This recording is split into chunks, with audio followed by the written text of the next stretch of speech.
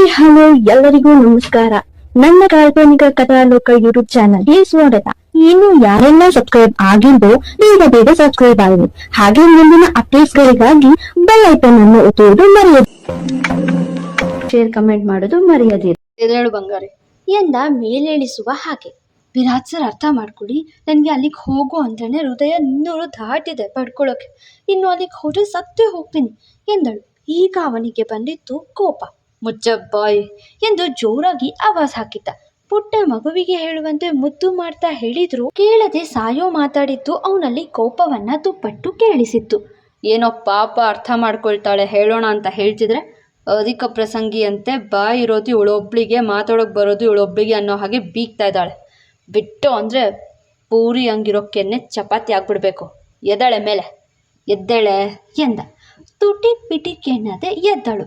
ಈಗ ಹೋಗ್ತೀಯಾ ಚೇರ್ ಮೇಲೆ ಕೂರ್ತೀಯಾ ಎಂದ. ವಿರಾಟ್ ಸರ್ ಎಂದು ಉಸಿರೆತ್ತಬೇಕು. ನೀನು ಹೋಗಿ ಕೂತಿಲ್ಲ ಅಂದರೆ ನಾನೇ ಕೂರಿಸ್ತೀನಿ ಎಂದ. ನೀವು ಕೂರಿಸಬಹುದು, ರೆಡಿ ಮಾಡಬಹುದು, ಆದರೆ ಹೋಗೋದು ನಾನೇ ಹೋಗಲ್ಲ ಅಂದಮೇಲೆ ಏನು ಮಾಡ್ತಿರೋ ಮಾಡಿ ಎಂದು ಕೋಪದಲ್ಲೇ ಹೋಗಿ ಕೂತಳು. ಸಿಡುಕುತ್ತಾ ಕೂತವಳ ಬಳಿ ಬಂದು ಅವಳು ಹಾಕಿದ ಸಣ್ಣ ಮೇಕಪ್ ಒರೆಸುತ್ತಾ, ಎಷ್ಟು ಲಕ್ಕಿನ ನೀನು, ನಿನಗೆ ಸಕಾಲ ಕಲಾವಲ್ಲಭ ಗಂಡ ಸಿಕ್ಕಿದ್ದಾನೆ. ಕಳೆದ ಜನ್ಮದಲ್ಲಿ ಕಾಶ್ಮೀರ್ ಆ್ಯಪಲ್ ಇಟ್ಟು ಪೂಜೆ ಮಾಡಿದ್ದಾನೆ ನಿನ್ನ ರಾಯರಿಗೆ ಎಂದು ಹಾಸ್ಯ ಮಾಡಿದ. ಆದರೆ ಸಿರಿ, ಹೌದು, ದಿನ ಅದೇ ಆ್ಯಪಲ್ ಇಟ್ಟು ಪೂಜೆ ಮಾಡಿದೆ ಅಂತಾನೆ ನಿಮ್ಮಂಥ ದುರಂಕಾರಿಪತಿ ತಗ್ಲಾಕೊಂಡಿರೋದು ಎಂದಳು. ತನ್ನ ಮಂಡೋದರಿ ಬೈಯೋದು ಅವನಿಗೇನು ದೊಡ್ಡ ವಿಷಯವೇ ಅಲ್ಲ ಎನ್ನುವಂತೆ ಗುಳಿಕೆನ್ನೆ ತೋರಿಸಿ, ಹೌದಾ, ಎಲ್ಲ ಮುಗಿಸ್ಕೊಂಡು ನಾಳೆ ನನ್ನ ಮಗನ ಮುಂದೆ ನಾನೇ ಅವನ ಪಪ್ಪ ಅಂತ ಹೇಳು, ಆಮೇಲೆ ಇದು ಕುತ್ರ ಕೊಡ್ತೀನಿ ಎನ್ನುತ್ತಾ ಅವಳ ಮುಖಕ್ಕೆ ಮಾಯಿಶ್ಚರೈಸರ್ ಹಾಕಿದ. ವಿರಾಟ್ ಸರ್, ನೀವು ನನ್ನ ಹೇಗೆಲ್ಲ ರೆಡಿ ಮಾಡಿದ್ರು ನಾನು ಮಾತ್ರ ಶೋ ಮಾಡಲ್ಲ ಎಂದಳು ಎಚ್ಚರಿಸುವಂತೆ. ಆಯ್ತೆ, ಮುಚ್ಚು ಬಾಯಿ, ಎಲ್ಲ ಮೇಕಪ್ ಪ್ರಾಡಕ್ಟ್ಸ್ನ ಮಧ್ಯಾಹ್ನದಲ್ಲಿ ಲಂಚ್ ಮಾಡಿಸ್ಬಿಡ್ತೀನಿ ಎಂದವನು ಒಂದಾದ್ಮೇಲೆ ಒಂದು ಎನ್ನುವಂತೆ ಅವಳ ಮುಖಕ್ಕೆ ಮೇಕಪ್ ಪ್ರಾಡಕ್ಟ್ಸ್ ಹಚ್ತಾ, ಬಾಯಲ್ಲಿ ಫೌಂಡೇಶನ್ ಹಚ್ಚುವ ಬ್ರಷ್, ಹೀಗೆ ಐ ಕಲರ್ ಪ್ಯಾಲೆಟ್ ಬ್ರಷ್ ಎನ್ನುತ್ತಾ ಗಾಂಭೀರ್ಯದಿಂದ ಮೇಕಪ್ ಮುಗಿಸ್ದ. ನಂತರ ನೋಡ್ಕೊಳ್ಳೆ ಹೇಗಿದ್ಯಾ ಎಂದು ಕೇಳಿದ. ಕಣ್ತೆರೆದವಳು, ತುಂಬ ಸುಂದರವಾಗಿದ್ದೀನಿ ವಿರಾಟ್ ಸರ್, ಆದರೆ ನಾನಂತೂ ಶೋ ಮಾಡಲ್ಲ ಎಂದು ಪದ್ಯ ಶುರು ಮಾಡಿಕೊಂಡ್ಳು. ಆದರೂ ಲೆಕ್ಕಿಸದೆ ಅಲ್ಲೇ ಇದ್ದ ಕಬೋರ್ಡ್ ತೆರೆದು, ತಗೋ ಹೋಗಿ ಹಾಕೊಂಡು ಬಾ ಎಂದ ಬಟ್ಟೆ ಕೊಟ್ಟು. ಇದು ಬೇರೆ ಶೋಗೆ ಅಂತ ಮಾಡಿಸಿದ್ದು ತಾನೇ ನೀವು ಎಂದು ಕೇಳಿದ್ಲು. ಈಗ ಪುರಾಣ ಹೇಳೋಕೆ ಟೈಮ್ ಇಲ್ಲ ಕಣೆ, ಹೋಗಿ ಹಾಕೊಂಡು ಬಾ ಎಂದ. ಆ ಬಟ್ಟೆ ಸುಮಾರು 30 kg ಇತ್ತೇನೋ. ಅವಳಿಗೆ ಹಿಡಿಯೋಕ್ಕೂ ಕಷ್ಟವಾಗಿತ್ತು. ಬಟ್ಟೆ ಬಗ್ಗೆ ಈಗಲ್ಲ, ಆಮೇಲೆ ವಿವರಣೆ ಕೊಡ್ತೀನಿ ಹೋಗೆ ಎಂದವನಿಗೆ ಅವಳ ಕೈಯಲ್ಲಿ ಹಿಡಿಯೋಕೆ ಕಷ್ಟವಾಗಿದೆ ಎನಿಸಿ, ಸರಿ ಬಾ ಎಂದು ತಾನೇ ಹೋಗಿ ಅವಳಿಗೆ ಬಟ್ಟೆ ಹಾಕೊಳ್ಳಲು ಸಹಾಯ ಮಾಡೋಕೆ ಬಾಗಿಲಲ್ಲೇ ನಿಂತ. ವಿರಾಟ್ ಸರ್, ಈಗಲೂ ಹೇಳ್ತಾ ಇದ್ದೀನಿ ಎಂದವಳ ಮಾತಿಗೆ ನಕ್ಕು, ಸೀರೆ ಪಿನ್ ತೆಗೆಯೋಕೆ ನಾನೇ ಬರಲ್ಲ ಬಂಗಾರಿ ಎಂದ. ಏನೂ ಬೇಡ, ಅಲ್ಲೇ ಇರಿ ಎಂದು ಅವಳೇ ಬಟ್ಟೆ ಹಾಕೊಂಡ್ರು. ಅವಳ ಬಟ್ಟೆಯ ಬ್ಲೌಸ್, ಹುಕ್ಸ್ ಮತ್ತು ದಾರ ಕಟ್ಟೋಕೆ ಮಾತ್ರ ಅವಳಿಂದ ಹಾಕೊಳ್ಳೋಕೆ ಆಗಲಿಲ್ಲ. ಕೊಂಚ ಡೀಪ್ ಇತ್ತಲ್ಲ, ಅದಕ್ಕೆ. ಆಯ್ತಾ ಮಂಡೋದ್ರಿ ಎಂದು ಕೇಳ್ತಿದ್ದವನ ಕಡೆ ಬಂದು, ಅದು ವಿರಾಟ್ ಸರ್ ಎಂದು ಮುಜುಗರ ತೋರುವಾಗ, ಹಲೋ ಮಂಡು ಮೇಡಮ್, ತಮಗೆ ಛೋಟಾ ರಾವಣ್ ಅಂತ ಒಬ್ಬ ಮಗನಿದ್ದಾನೆ. ಅವರನ್ನು ನಿಮಗೆ ಆಕಾಶದಲ್ಲೋಗೋ ಏರೋಪ್ಲೇನಿಂದ ಜಾರಿ ಕೈ ಸೇರಿಲ್ಲ. ನಾವಿಬ್ರು ಕಷ್ಟಪಟ್ಟು ಎಂದು ವಿವರಣೆ ನೀಡ್ತಿದ್ದವನ ಮಾತಿಗೆ ಕಡಿವಾಣ ಹಾಕುವಂತೆ ಬಾಯಿ ಮೇಲೆ ಕೈಯಿಟ್ಟು, ಹುಕ್ಸ್ ಹಾಕಿ ದಾರ ಕಟ್ಟಿ ಎಂದಳು ಬೆನ್ನು ತೋರಿ. ಆಗ್ಬಾ ದಾರಿಗೆ ಎಂದವನು ಅವಳನ್ನ ಮತ್ತೆ ಕನ್ನಡಿ ಮುಂದೆ ಕರೆದೊಯ್ದ. ಹುಕ್ಸ್ ಹಾಕಿ ದಾರ ಕಟ್ತಾ, ನನಗೂ ನನ್ನ ಮಂಡೋದ್ರಿ ಜೊತೆಗೆ ಏನೇನೋ ಮಾಡೋ ಆಸೆ ಆಗ್ತದೆ, ಆದರೆ ಟೈಮ್ ಕಮ್ಮಿ ಇದೆ. ಸಾರಿ ಬಂಗಾರಿ, ಇವೆಲ್ಲ ಅನ್ಪಿನ್ ಮಾಡೋವಾಗ ಕಾಟ ಕೊಡ್ತೀನಿ, ಆಗ ನಿನ್ನ ಯಾರಿಂದಲೂ ಬಚಾವ್ ಮಾಡೋಕ್ಕೆ ಆಗೋದಿಲ್ಲ ಎಂದವನ ನೋಡಿ, ಇನ್ನೇನು ಅರ್ಧ ಗಂಟೆ ಅನ್ಪಿನ್ ಮಾಡಿ ನಿಮ್ಮ ಖುಷಿ ಯಾರು ಬೇಡ ಅಂತಾರೆ ಎಂದಳು. ಆದರೂ ದೂಸರ ಮಾತಾಡದೆ ಅವಳ ಹೇರ್ ಸ್ಟೈಲ್ ರೆಡಿ ಮಾಡಿ ಒಡವೆ ಹಾಕಿ, ಬಂಗಾರಿ ಲಾಸ್ಟ್ ಸ್ಟಿಚ್ ಕೊಡ್ಲಾ ಎಂದ. ಲಿಪ್ಸ್ಟಿಕ್ ಹಿಡಿತು. ಕೊಡಿ, ಇಷ್ಟೇ ಕೊಟ್ಟಿದ್ದೀರಾ, ಇನ್ನೂ ಅದನ್ನು ಯಾಕೆ ಬಿಡ್ತೀರಾ, ಎಲ್ಲ ತೆಗೆದು ನೀಟಾಗಿ ನಿಮ್ಮ ಕೈಗೆ ಕೊಡ್ತೀನಿ ಆಮೇಲೆ ಎಂದಳು. ಕೊಡಿವಂತೆ ಲಾಸ್ಟ್ ಸ್ಟಿಚ್ ತಗೋ ಎಂದವನು ಲಿಪ್ಸ್ಟಿಕ್ ಹಾಕುವಂತೆ ಬಂದು ಅವಳ ಪಿಂಕ್ ತುಟಿಗೆ ಮುತ್ತಿಟ್ಟಿದ್ದ. ತಕ್ಷಣ ಬೆಪ್ಪಾದ ಮಡದಿನ ನೋಡಿ, ಡೀಪ್ ಕಿಸ್ ಆಸೆ ನನಗೂ ಇದೆ, ಆದರೆ ಟೈಮ್ ರನ್ಔಟ್ ಆಗ್ತದ, ಸೊ ರಾತ್ರಿಗೆ ಡೀಪಾಗಿ ಕೊಡ್ತೀನಿ, ಓಕೆನಾ ಬಂಗಾರಿ ಎಂದವನು ಅವಳಿಗೆ ಮಾತಾಡುವ ಅವಕಾಶ ಕೊಡದೆ ಲಿಪ್ಸ್ಟಿಕ್ ಹಚ್ಚಿ, here is your beautiful final look ಎಂದು ಅವಳನ್ನ ಕನ್ನಡಿ ಕಡೆ ತಿರುಗಿಸಿದ. ಅವಳಂತೂ ಭೂಮಿಯ ಮೇಲಿರೋ ಅಪ್ಸರೆಯಂತೆಯೇ ಕಂಡಳು. ಹಾಗೆ ಸಮಯ ನೋಡಿದ. ಸರಿಯಾಗಿ ಇನ್ನ 10 ನಿಮಿಷವಿತ್ತು. ಓಕೆ ಬಂಗಾರಿ, ಕೇಳಿಸ್ಕೊ. ಸ್ಟೇಜ್ ಮೇಲೆ ಯಾರಿದ್ದಾರೆ ಅನ್ನೋದು ಮರ್ತ್ಬಿಡು. ಜಡ್ಜಸ್ ಕಡೆಗೆ ನಾನು ನಿಂತಿರ್ತೀನಿ.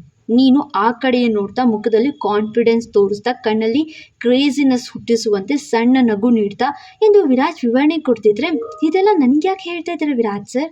ನಾನು ಈ ಶೋ ಮಾಡಲ್ಲ ಎಂದೇ ವಾದ ಮಾಡಿದ್ಲು. ಸರಿ ಆಯಿತು ಬಂಗಾರಿ, ನೀನು ಜಡ್ಜಸ್ ಏನಾದರೂ ಪ್ರಶ್ನೆ ಮಾಡಿದ್ರೆ ಹೆದರಬೇಡ ಅವರಿಗೆ ಎಂದು ವಿರಾಜ್ ಮತ್ತೆ ಗೈಡ್ಲೈನ್ಸ್ ಕೊಡುವಾಗ, ಇದು ನಂಗೆ ಅವಶ್ಯಕತೆ ಇಲ್ಲ ವಿರಾಜ್ ಸರ್, ನಾನು ಶೋ ಮಾಡಲ್ಲ ಮಾಡಲ್ಲ ಮಾಡಲ್ಲ. ಈ ಮೇಕಪ್, ಈ ಒಡವೆ, ಈ ಬಟ್ಟೆ ಏನೂ ಬೇಡ ಎಂದು ಸಿರಿ ಅವನು ಹಾಕಿದ್ದ ಒಲೆ ತೆರೆಯುತ್ತಾ ಹೇಳಿದೆ. ಇಷ್ಟು ಹೊತ್ತು ತಾಳ್ಮೆಯಿಂದ ಇದ್ದವನು ಅವನ ಕೈಯಲ್ಲಿದ್ದ ಬ್ರಷ್ನ ಎತ್ತು ಕುಕ್ಕಿ, ಅಷ್ಟೆಲ್ಲ ಹೇಳಿದ್ರು ಇದಲ್ಲ ನಿನ್ನ ನಿರ್ಧಾರ? ಇದೇನೇನೆ ಹೇಳು ಎಂದು ಕೇಳಿದ. ಹೌದು ಸರ್, ನಾನು ಅಲ್ಲಿಗೆ ಬಂದು ನಿಮಗೆ ಅವಮಾನ ಹಾಗೆ ತಮಾಷೆ ಮಾಡೋ ಹಾಗೆ ಎಲ್ಲರ ನಗ ಹಾಗೆ ಯಾವುದೇ ಕಾರಣಕ್ಕೂ ನಡ್ಕೊಳ್ಳೋದಕ್ಕೆ ಬರೋದಕ್ಕಾಗಲ್ಲ ಎಂದು ಆಕೆ ಹೇಳುವಾಗಲೇ ಅವಳ ತೋಳನ್ನು ಗಟ್ಟಿಯಾಗಿ ಬೆಳೆಸಿ, ಸರಿ ಈಗ ನಾನು ಸೀರಿಯಸ್ ಆಗಿ ಕೇಳ್ತಾ ಇದ್ದೀನಿ, ಟೈಮ್ ಇಲ್ಲ, ಶೋ ಮಾಡ್ತೀಯಾ ಇಲ್ವಾ ಎಂದ. ಇಲ್ಲ ವಿರಾಜ್ ಸರ್, ನಾನು ಮಾಡೋಕೆ ಎಂದು ಸಿರಿ ಏನೋ ಹೇಳೋ ಮುನ್ನವೇ, ಮಾಡ್ತೀಯಾ ಇಲ್ವಾ ಅಂದೆ ಎಂದ ಕೈ ತೋರಿಸ್ದ. ವಿರಾಜ್ ಸರ್, ನಾನು ಮಾಡಿದ್ರೆ ಎಂದು ಮತ್ತೆ ರಾಗ ತೆರೆದ್ಲು. ಎಸ್ ಆರ್ ನೋ ಬೊಗಳೆ ಎಂದ ದವಡೆ ಬಿಗಿದು ಸುಡುವ ನೋಟ ಬೀರುತ್ತಾ. ಇಲ್ಲ ಮಾಡಲ್ಲ ಎಂದಳು. ಅದನ್ನ ಕೇಳಿದ್ದೆ ಅವಳ ಕೈ ಬಿಟ್ಟು ಅಲ್ಲಿದ್ದ ಚೇರ್ ಒದ್ದು ಈಚೆ ಹೋದನು.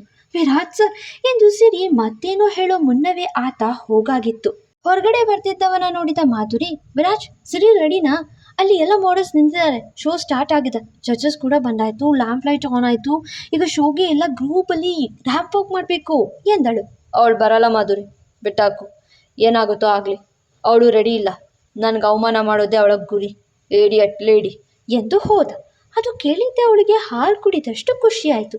ವಾವ್, ಈಗ ಸಿಂಹಾದ್ರಿ ಕಂಪ್ನಿಯನ್ನು ರೆಪ್ರೆಸೆಂಟ್ ಮಾಡುವ ಮಾಡೆಲ್ನ ಕರೀತಾರೆ, ಸರಿ ಬರಲ್ಲ, ಅಲ್ಲಿಗೆ ವಿರಾಜ್ಗೆ ಅವಮಾನ ಜೋರಾಗಿ ಆಗತ್ತೆ ಎಂದುಕೊಂಡವಳು, ಥ್ಯಾಂಕ್ಸ್ ಕಣೆ ಸರಿ, ಒಂದೊಳ್ಳೆ ಕೆಲಸ ಮಾಡಿದ್ಯಾ, ರೆಡಿ ಆಗತ್ತೆ ಎಂದುಕೊಂಡು ಸಿರಿನ ನೋಡೋಕ್ಕೂ ಹೋಗದೆ ಹೋದ್ಲು.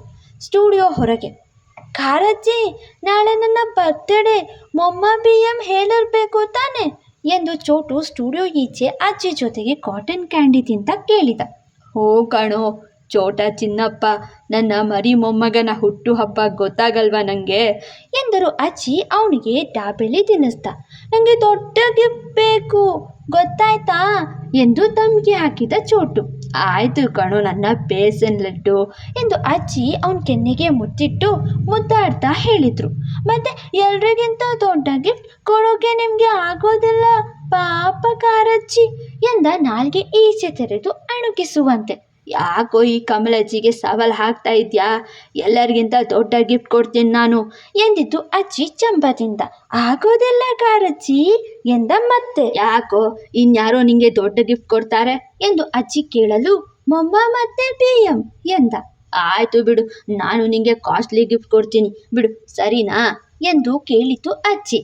ಅಯ್ಯೋ ನಿಮ್ಮ ಕೈಯಲ್ಲಿ ಕಾಸ್ಟ್ಲಿ ಗಿಫ್ಟ್ ಕೊಡೋಕೆ ಆಗೋದಿಲ್ಲ ಕಾರಜ್ಜಿ ಎಂದ ತಲೆ ಮೇಲೆ ಕೈ ಹೊತ್ಕೊಂಡು. ಯಾಕೋ ಆಗಲ್ಲ ಹೇಳು, ಏನು ಬೇಕು? ನನ್ನ ಮೈಸೂರು ಪಾಕ್ಗೆ ಸೈಕಲ್ ಬೇಕಾ, ಏರೋಪ್ಲೇನ್ ಬೇಕಾ, ಏನು ಬೇಕು ಚೋಟ ರಾವಣ್ಗೆ? ಅಜ್ಜಿಗೆ ಕಷ್ಟ ಆಗಲ್ಲ ಕೇಳೋ ಪುಟ್ಟ, ನಾನು ಸಾಹುಕಾರ್ ಅಜ್ಜಿ ಕಣೋ ಎಂದಾಗ, ನೀವು ಎಷ್ಟು ಗಿಫ್ಟ್ ಕೊಟ್ಟರು ನನಗೆ ಕಾಸ್ಟ್ಲಿ ಅನ್ಸಲ್ಲ, ಯಾಕಂದ್ರೆ ಮಮ್ಮ ಮತ್ತೆ BM ನಮಗೆ ಕಾಸ್ಟ್ಲಿ ಗಿಫ್ಟ್ ಕೊಡ್ತಾರೆ ಎಂದಾಗ, ಅಂಥದ್ದೇನೋ ಕೊಡ್ತಾ ಇದ್ದಾರೆ, ಅವರು ಕೊಡೋದು ಏನು ಹೇಳು, ನಾನು ಅದಕ್ಕಿಂತ ಕಾಸ್ಟ್ಲಿ ಕೊಡ್ತೀನಿ ಎಂದು ಅಜ್ಜಿ ಕೇಳಲು, ಪಪ್ಪನಾ ಎಂದು ಕುಣಿದ. ಅಜ್ಜಿಯ ಮಾತು ಕೇಳಿದ್ದೆ ತಕ್ಷಣ, ಹೌದಾ, ಹೌದು ಕಣಪ್ಪ ನಿಜ, ನನಗೆ ಅದಕ್ಕಿಂತ ದೊಡ್ಡ ಗಿಫ್ಟ್ ಕಾಸ್ಟ್ಲಿ ಗಿಫ್ಟ್ ಕೊಡೋಕ್ಕೆ ಆಗಲ್ಲ ಬಿಡು ಎಂದು ಒಪ್ಪಿತು. ಅದನ್ನು ಕೇಳಿ, ಅಲ್ವಾ ಮತ್ತೆ ಹೆಂಗೆ ನನ್ನ BM ಮತ್ತೆ ಮೊಮ್ಮ ಸೂಪರ್ ಅಲ್ವಾ ಎಂದು ನಕ್ಕವನು, ಐ ಕ್ಯಾಂಡಿ ಐಸು ಎಂದು ಕಣ್ಣಳಿಸಿದ. ಕಾರಜ್ಜಿ ನನಗೆ ಕ್ಯಾಂಡಿ ಐಸ್ ಬೇಕು ಎಂದ. ಅದು ಕೂಡ ರೋಡ್ ಕ್ರಾಸ್ ಮಾಡಬೇಕಿತ್ತು. ಆಯಿತು ಬಾ ಕಂದ ಕೊಡಿಸುವೆ ಎಂದು ಅಜ್ಜಿ ಅವನ ಜೊತೆಗೆ ರೋಡ್ ಕ್ರಾಸ್ ಮಾಡಲು ನಿಂತರು. ಅಜ್ಜಿ ಮತ್ತು ಪುಟಾಣಿ ಇದ್ದ ಕಡೆ ನೋಡ್ತಾ, ಮೇಡಮ್ ಹೇಳಿರೋದು ನೆನಪಿದೆ ತಾನೆ, ನಾವು ಸಿರಿಗೆ ಆಕ್ಸಿಡೆಂಟ್ ಮಾಡೋದಕ್ಕೆ ಆಗಿಲ್ಲ ಅಂದರೂ ಅವಳ ಜೀವ ಆಗಿರೋ ಯಾರು ಅಡ್ಡ ಬಂದರೂ ಅವರನ್ನು ಮುಗಿಸ್ಬೇಕು. ಸಿರಿಗೆ ಈಗ ಈ ಚೋಟಾ ಬಚ್ಚನ್ನೇ ಎಲ್ಲವೂ, ಟಾರ್ಗೆಟ್ ಮಿಸ್ ಆಗಬಾರ್ದು ಎಂದು ಓರ್ವ ಹೇಳಲು, ಖಂಡಿತ ಮಿಸ್ ಆಗಲ್ಲ ಎಂದವನು ಲಾರಿ ಶುರು ಮಾಡಿದ ಚೋಟು ಕಡೆಗೆ. ಮುಂದೆ ಈಗ ಸಿರಿ ಬರ್ತಾಳ, ಅಲ್ಲಿ ಪುಟ್ಟ ಚೋಟ ರಾವಣ್ಣ ಅಜ್ಜಿ ಐಸ್ ಕ್ರೀಮ್ ಕಳ್ಸೋಕೆ ಕರ್ಕೊಂಡು ಬಂದಿದೆ, ಜೊತೆಗೆ ಫುಲ್ ಆಡ್ತಾ ಇದ್ದಾನೆ ಪುಟ್ಟ ರಾವಣ್. ಮೇನ್ ರೋಡ್ ಕಡೆಗೆ ತಿಂಡಿಗಳನ್ನು ತಿಂತಾ ಇದ್ದಾನೆ. ಇನ್ನೊಂದು ಕಡೆ ಆ ಕೇಡಿಗಳು ಆಕ್ಸಿಡೆಂಟ್ ಮಾಡೋಕೆ ಹೊಂಚು ಹಾಕ್ತಿದ್ದಾರೆ. ಏನಾಗತ್ತೆ ಗೆಸ್ ಮಾಡಿ ನೋಡೋಣ. ಈಗಲಾದ್ರೂ ವಿರಾಜ್ ಬಂದು ಕಾಪಾಡ್ತಾನ? ಸತ್ಯ ಗೊತ್ತಾಗತ್ತಾ ಚೋಟುಗೆ ತನ್ನ ಪಪ್ಪಾನೇ BM ಅಂತ? ಕಾದು ನೋಡಿ, ಮತ್ತೆ ಸಿಗುವ. Thank you. ಫಾಲೋ ಮಾಡಿ ಕಾಲ್ಪನಿಕ ಕಥಾಲೋಕ. ಮತ್ತೆ ಸಿಗುವ.